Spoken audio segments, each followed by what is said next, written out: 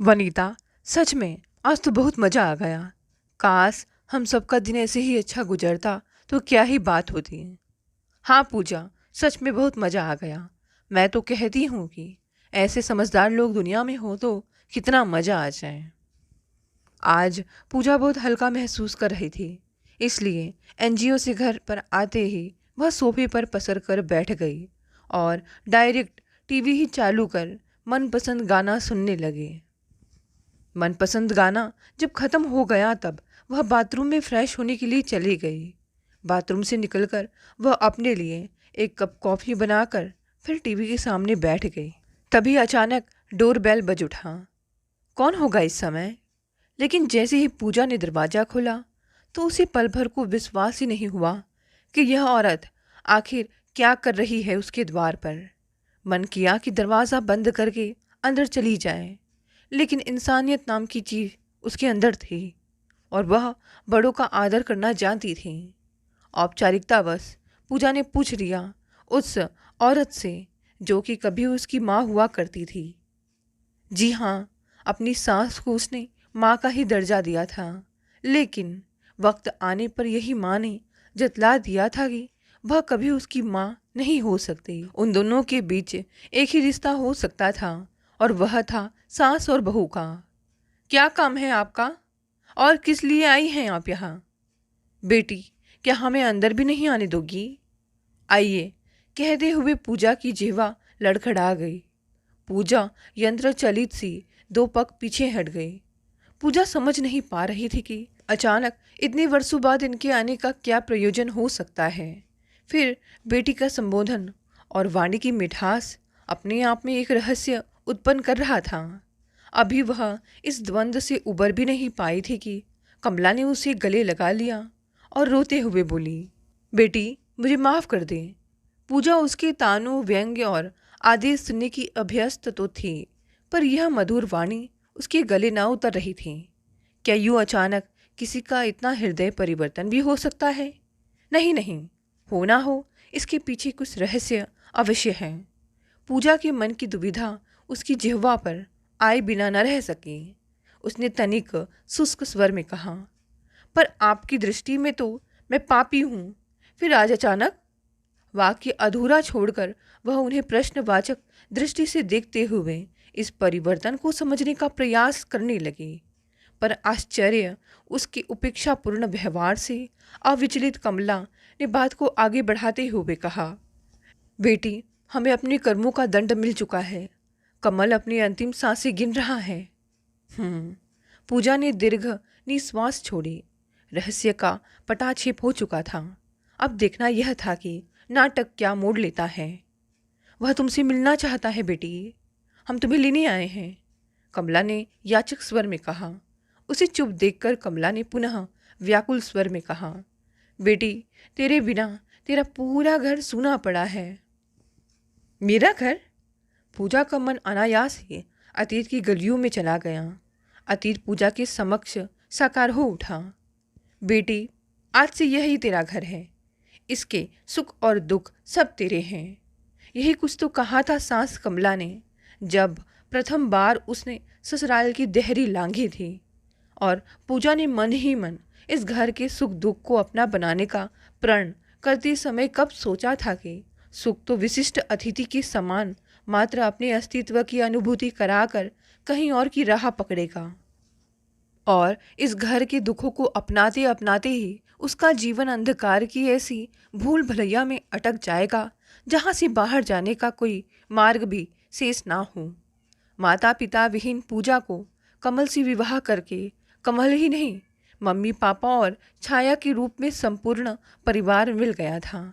आज उसे जो नाटक लग रहा है, उस समय वही उसके जीवन का वह अमूल्य प्राप्य था।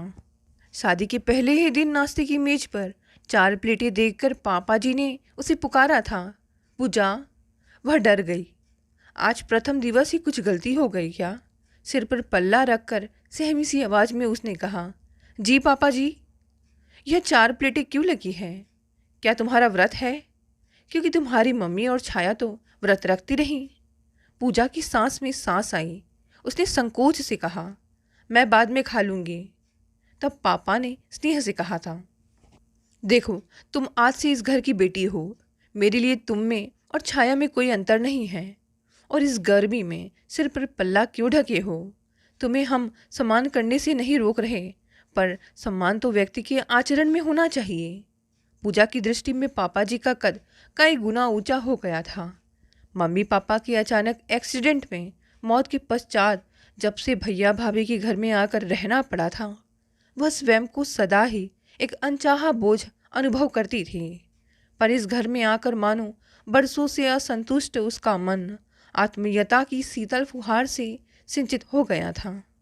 अभी वह उन फुहारों को आंचल में समेट भी नहीं पाई थी कि कमल के प्रति उसके प्यार और समर्पण का नन्हा अंकुर पल्लवित होने को आतुर हो उठा। संसार के लिए भले ही यह एक साधारण घटना हो जो विवाह के बाद अटल है, पर पूजा के लिए तो यह जीवन का सफलतम क्षण था। वह एक अद्भुत कृति की रचना कर होने जो जा रही थी, वह तो स्वयं को कुछ विशेष अनुभव कर रही थी। मम्मी पापा, कमल और छाया ने भी आजकल उसे विशेष ही बना दिया था। सवेरे ही मम्मी उसे दूध का प्याला पकड़ाते हुए कहती, सुबह सुबह चाय पीना छोड़ दे, बच्चे पर बुरा असर पड़ेगा। पापा बाजार जाते तो मानो फलों का पूरा ठेला ही घर ले आते।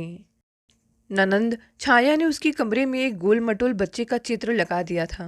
सुबह आँख खुलते ही पूजा की दृष्टि उस पर पड़ती और उसकी फैली बाहें देखकर ऐसा अनुभव होता मानो कह रहा हो, माँ मुझे गोद में ले लो। पूजा नित्य ही उसके आने के शेष दिन गिनती और फिर स्वयं ही अपनी आतुरता पर हंस देती। कमल तो उसे फूलों के समान सहेज रहा था।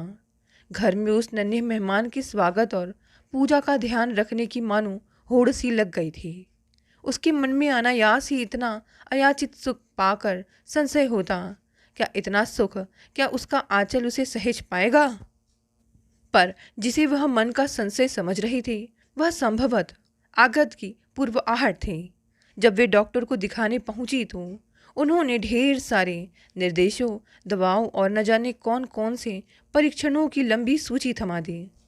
कमल और पूजा की समझ में आ गया था कि नन्हा महाशय उन्हें नाको चने चबवाने वाले हैं। वह बात अलग है कि उस नन्हे अतिथि के लिए तो उन्हें कुछ भी स्वीकार था।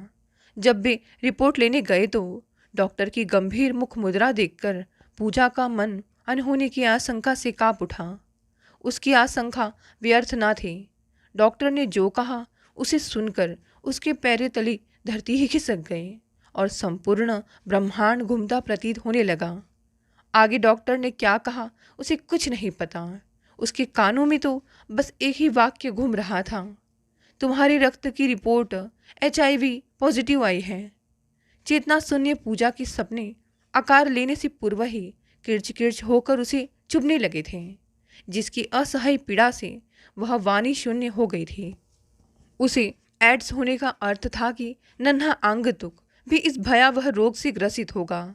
उस नन्हे मासूम को तो जन्म से पूर्व ही मृत्यु का संदेश दे दिया गया था।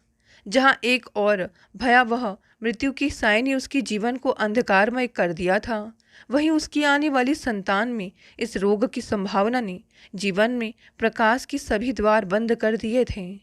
उसने प्रश्नवाचक दृष्टि से कमल को देखा तो उन्होंने आंखें फेर ली। कमल ने तो इस सत्य को घर वालों से छिपाना चाहा था, पर उनके चेहरे पर पुती कालिमा ने अनुभवी मम्मी के समक्ष उसके लक्ष्य को सफल ना होने दिया। जब उन्होंने पूजा को झिझोड़कर पूछा, डॉक्टर ने क्या कहा, बच्चा ठीक है ना? तो पूजा उनके कंधे से लग कर हिलक हिलक कर रो पड़ी। मम्मी पापा सब घबरा गए। तब कमल को सत्य बताना ही पड़ा और क्षण भर में ही दृश्य ही पलट गया। मम्मी जो अब तक पूजा को बाहों में समेटे थी, लगभग धक्का देते हुए परी धकेल कर बोली, यह कैसे हुआ? सहानुभूति की अपेक्षा कर रही पूजा ने इस आघात से हतप्रभ होकर मम्मी की ओर दृष्टि उठाई तो वहां संदेह की कैक्टस उगाए थे। उसने अपने बचाव में कमल की ओर देखा तो वह दृष्टि फेर कर वहां से जा चुके थे। पापा ने लगभग दहाड़ती आवाज में कहा, पूछो इससे यह रोग इसे कब से है? बिना बताए शादी करके इसके घर वालों ने हमें धोखा दिया है।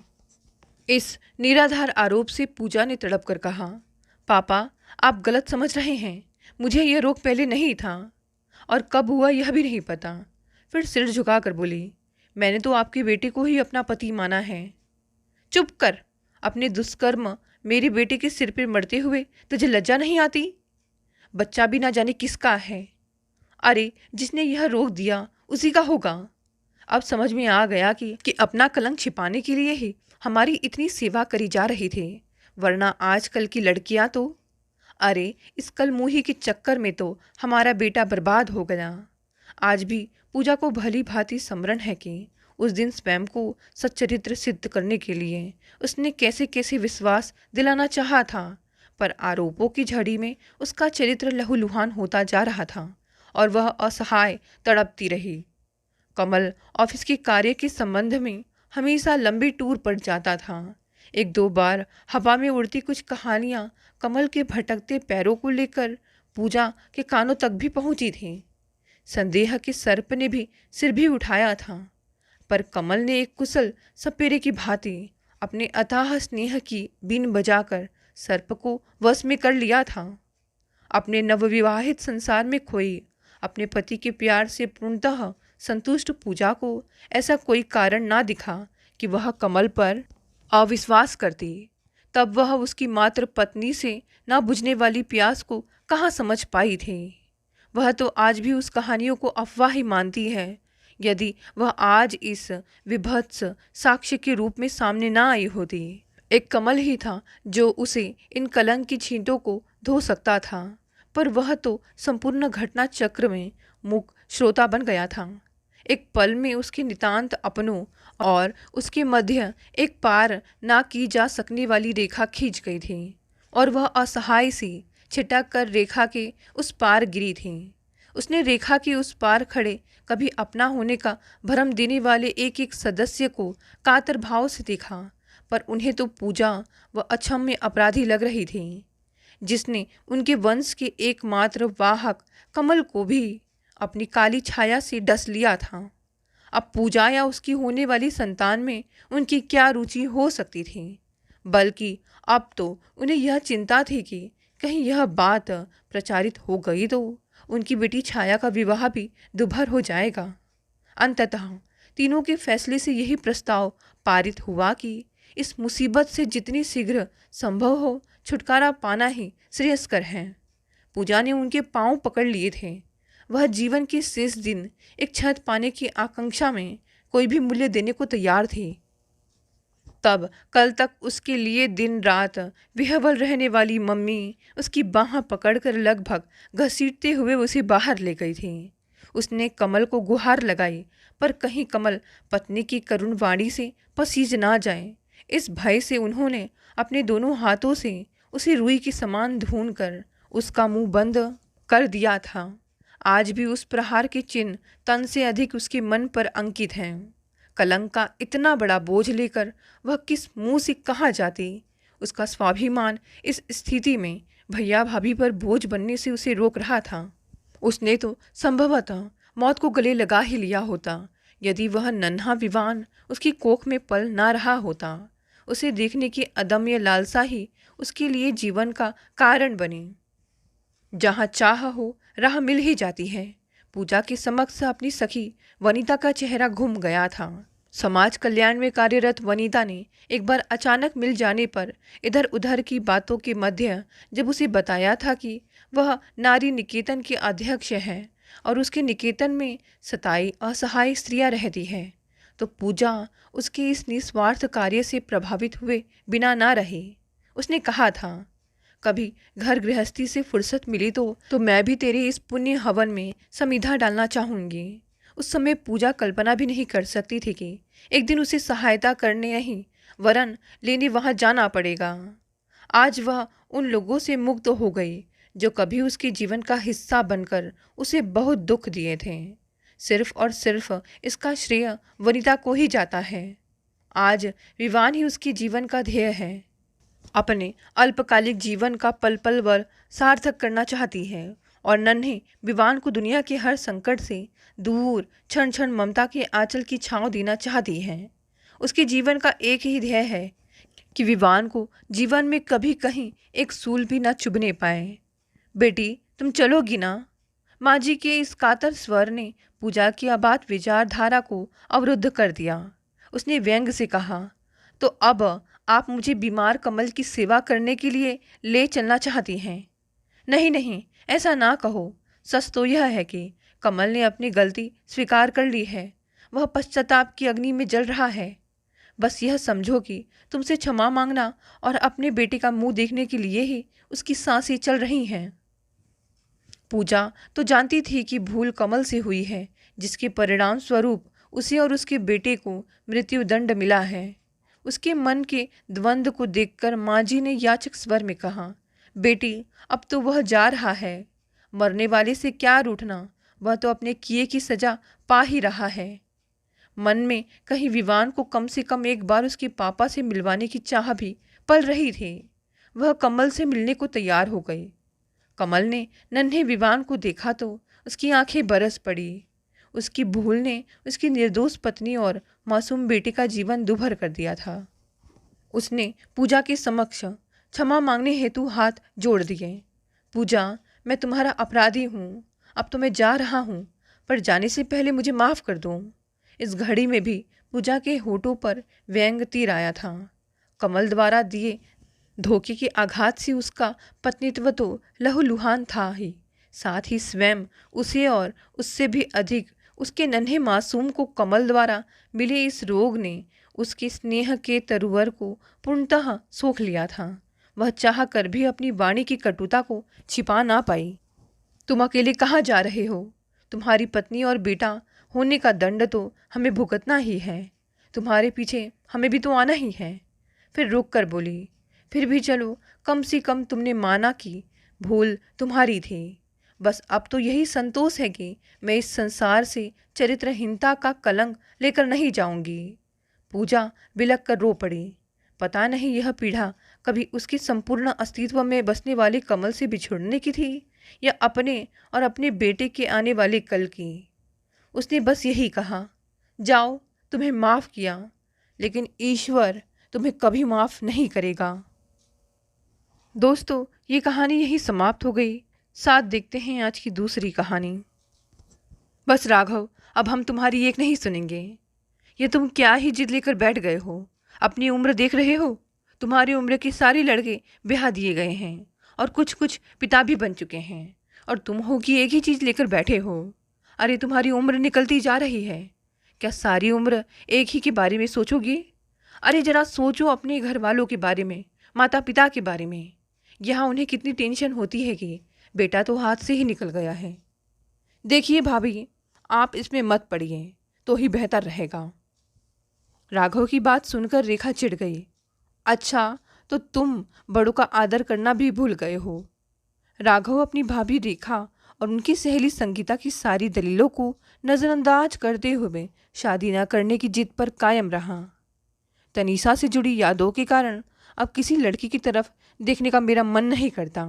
शादी न करने का मुख्य कारण दोहराते हुए राघव का गला भर आया था। पर तनीषा अब जिंदा नहीं है, संगीता ने उत्तेजित लहजे में उसे याद दिलाया। जिंदगी में हुए किसी एक हादसे के कारण इंसान को अपनी जीवनधारा को रोक नहीं देना चाहिए। मैं तनीषा की यादों के सहारे सारा जीवन गुजारने का फैसला कर चुका हूँ रेखा भाभी। रेखा ने एकाएक नियंत्रण खो दिया और गुस्से से भरी आवाज में अपनी सहेली से कहा, संगीता, इन जनाब के साथ बहस करने से कोई फ़ायदा नहीं। अच्छा ही है कि यह शादी करने से इनकार कर रहे हैं। इन जैसे जिद्दी इंसान के साथ शादी करके कोई लड़की खुश नहीं रह सकती। अब तक खामोश से बैठी संगीता की छोटी बहन खुशी एकाएक भावुक लहजे में बोल पड़ी, ऐसा मत कहो रेखा दीदी। इन जैसे इंसान की जीवन संगिनी बनकर कोई भी लड़की खुद पर गर्व करेगी।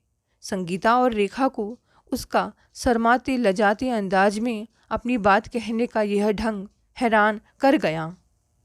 राघव भी उसके चेहरे को उलझन भरे अंदाज में पढ़ने की कोशिश कर रहा था। खुशी, तुम तो तनीषा से जुड़ी सारी कहानी अच्छी तरह जानती हो।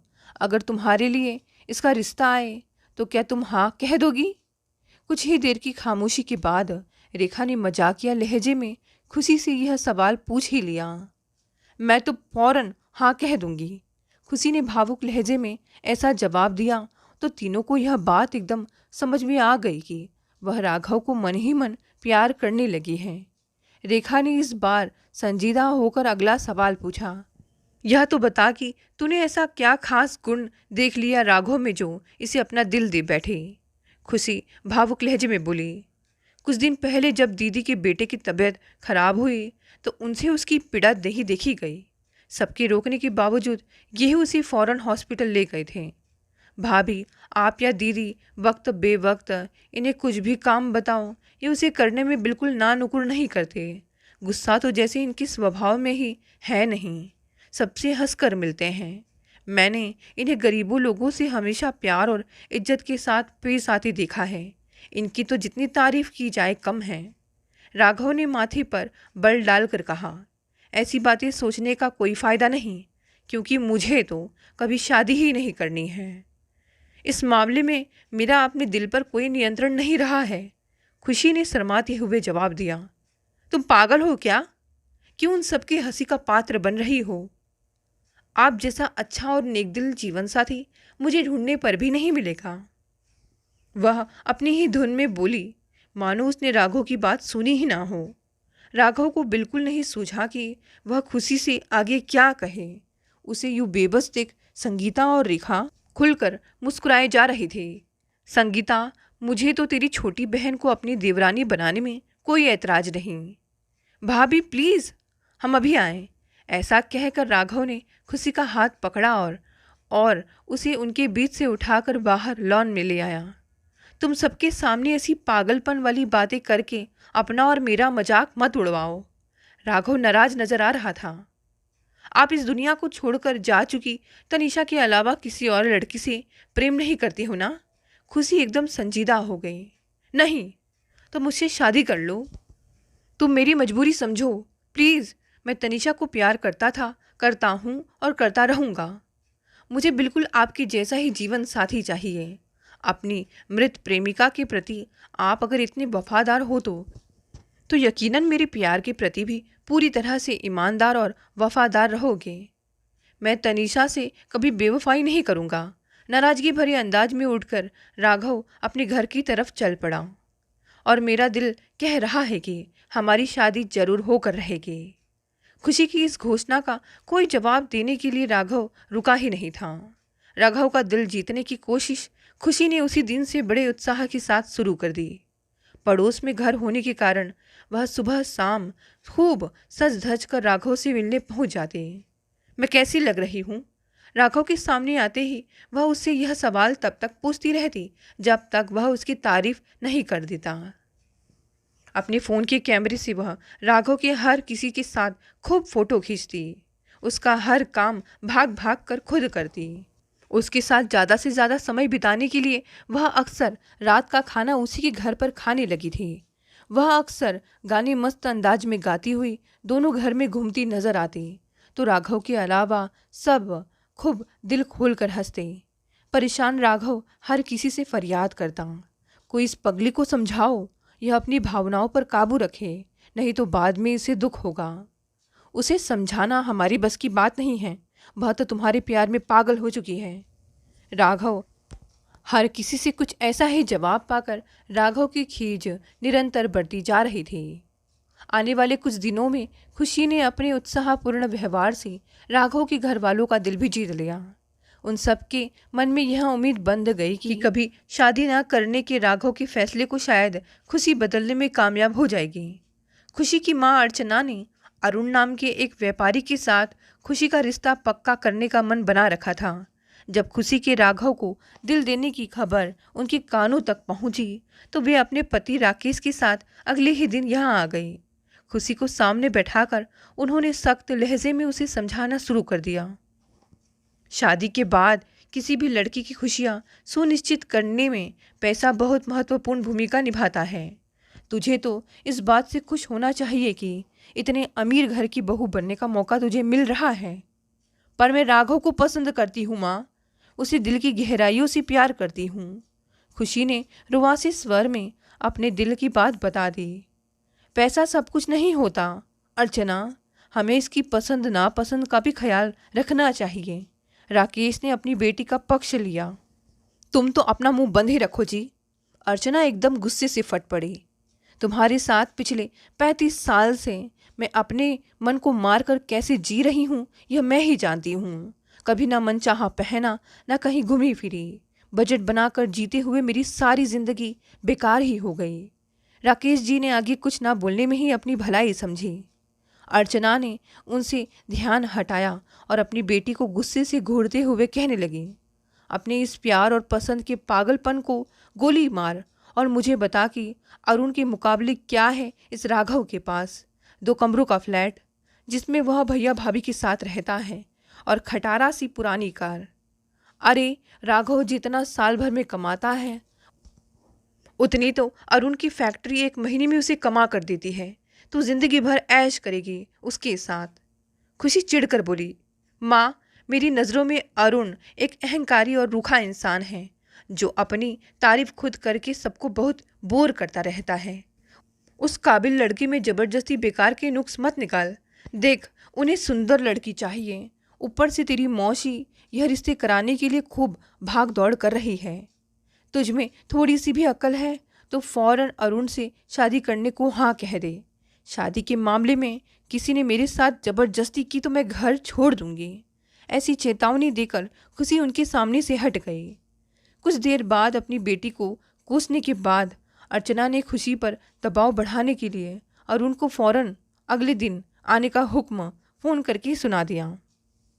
सफल बिजनेसमैन अरुण बड़बोला इंसान था जिसे अपनी अमीरी पर बहुत घमंड था। उसे पूरा विश्वास था कि खुशी उसके साथ शादी करने से कभी इनकार नहीं करेगी। खुशी को मैं सारी दुनिया घुमाऊंगा। मेरी माँ शादी में इतने जेवर चढ़ाएगी कि देखने वालों की आंखें फटे की फटी रह जाएगी।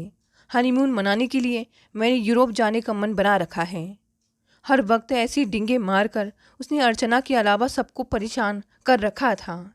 राघव ने अगले ही दिन खुशी से अकेले में कहा, इस अरुण के साथ शादी करने को तुम हाँ मत करना।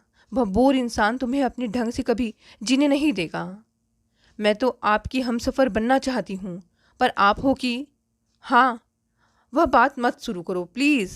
मैं तुमसे शादी नहीं कर सकता। राघव ने उसे फौरन टोक दिया। आप मेरी आंखों में देखो और बताओ कि वहाँ आपको अपने लिए गहरा प्यार दिखाई दे रहा है या नहीं। खुशी एकदम से राघव के बहुत करीब आ गई थी। वह सब तो ठीक है, पर तनिषा के साथ आपने सच्चा प्यार किया, पर अब वह इस दुनिया में नहीं है। उसकी यादों से जुड़े रहकर मेरे सच्चे प्रेम को अपने दिल में जगह न देने का फैसला करना कहाँ की समझदारी है। खुशी का गला एकदम से भर आया। मैं मजबूर हूँ तो मैं भी मजबूर हूँ। अगर आपने हाँ नहीं की तो मैं परसों शाम को होने वाली अपने बर्थडे पार्टी में अरुण के साथ शादी करने को हाँ जरूर कह दूंगी। खुशी ने अपना फैसला सुनाने के बाद भावुक अंदाज में अपने कमरे की तरफ चली गई।